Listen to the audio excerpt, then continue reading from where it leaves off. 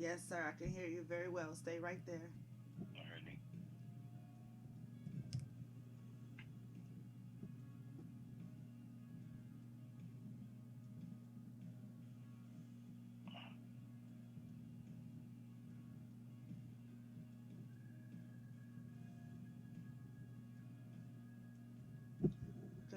Good morning, everybody. We are live on Anchor, and it's a beautiful day because it's Friday. If you know anything about a good Friday, the sun sets free. Mm-mm. He truly sets you free indeed. In the background, we hear from the Walls Group, who will be in Baltimore, Maryland this summer.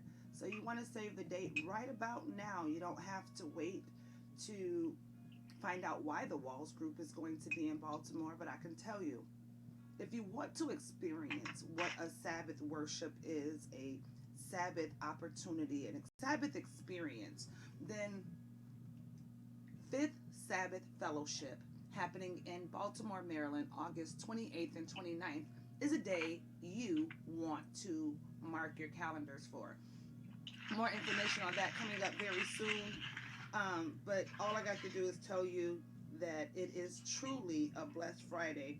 Truly, truly a blessed Friday. Why? Because when we find freedom from Revelations to Genesis, it's nothing like it. You just are so blessed by what's happening in your world that you can apply Bible principles to that. And we have Paqad Smothers, who's going to shine light on that in just a little while. From the Cradle to Stay Out the Grave with James Gill will be brought to you by Empty Cup Coffee, and it's going to be such a marvelous opportunity. We'll talk about the question that we have from yesterday, and I'll just put it out there before we even open up the camera. I know you're looking at some awesome images, and I'm loving that you get to pay attention to the images because miracle signs and wonders what you want to pay attention to. The question of the day becomes modern day Israel and modern day Egypt have changed.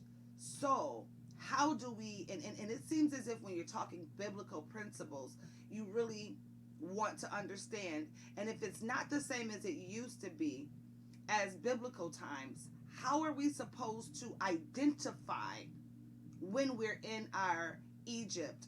I guess I break it down like this: how do we identify when we're supposed to leave our Egypt, do what Israel did, and then try to find the promised land? That is exactly what we are going to talk about in just a little while.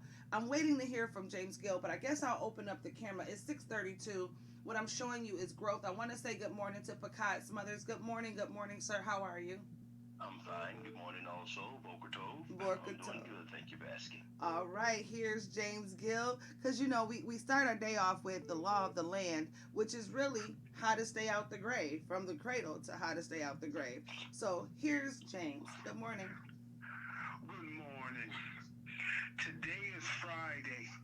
Hopefully, you've been doing what you're supposed to do all week long and for the past 3 weeks that we've been on this little journey. So you say to yourself, I want to treat myself. And that's what we get caught up at. We want to treat ourselves with a piece of cake or that piece of wrong food that we know we enjoy.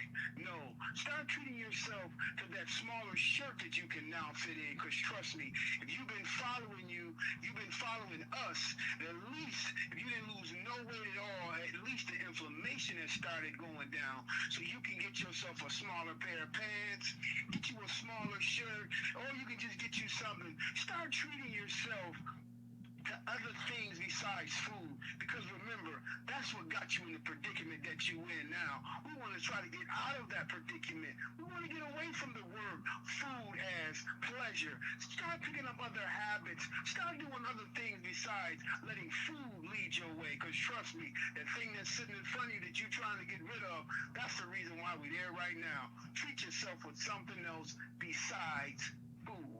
That's the law of the land for today. Well, you know what? I have to agree. Whether you want to take yourself out and get a new hairdo, because a lot of times as you're changing, and that's a good thing to start off with. Good morning, good morning.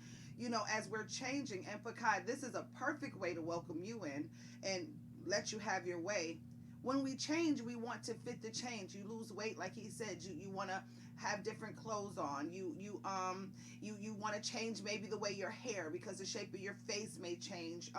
But you just want to do different things. Your refrigerator may not look the same way, or whatever it is. And I think salvation, I could be wrong, but I think salvation is kind of the same. When you're walking that walk, you want to begin to change. Can you pick up from there and just greet the people? You're no stranger. The change. you, Salvation is so wonderful because once you grasp it and start believing it, your life will start changing and begin to take on a new outlook for the age to come.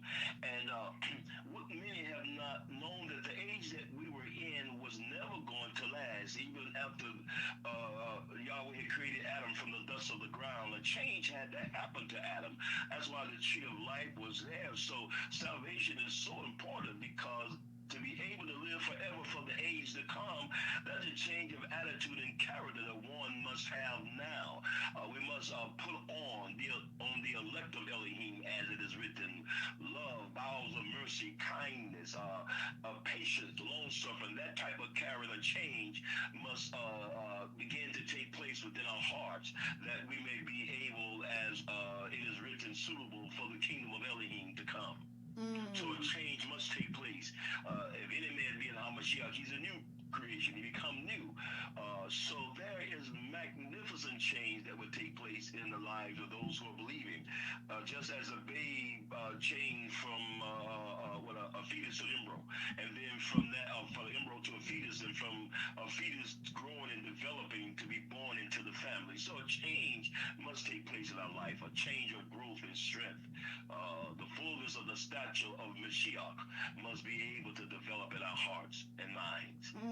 Definitely, definitely. And last week, and this is how it's funny, because when you say all things work together for the good, it really does. Because last week we were talking about the churches, and we stopped at the church of Taratia, if I'm saying it right.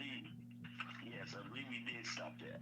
Okay. And as we're looking at the things that the churches were commanded to change about themselves, the things that the churches had to make right of themselves, before we go into today's question, can we pick back up with, and to the angel of Thyatira, if I'm saying it right?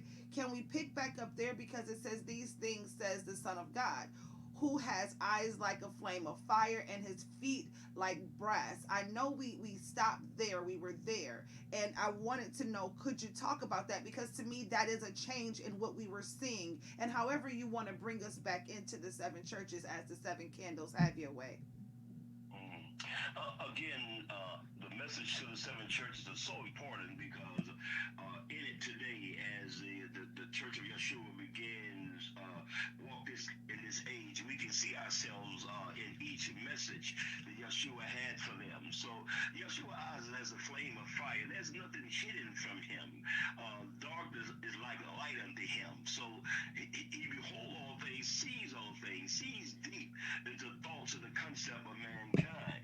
And he walk among us to develop our character and personality as his feet were as brass, polished brass, heated in the furnace. So he knows how to guide and direct us in the time of darkness. So the message with them, he always said, I know your works and your charity and service and faith and thy patience. I know the works, and last to be more than the first. So we're always increasing. The works that we are in, for it is written, we are his workmanship, created in Hamashiach unto good works. Our greater works is yet to be. We're in the stage of overcoming, but our tremendous work is going to be great for the age to come. So Yeshua wants us to be very much aware of that. He is aware about going in and our coming out.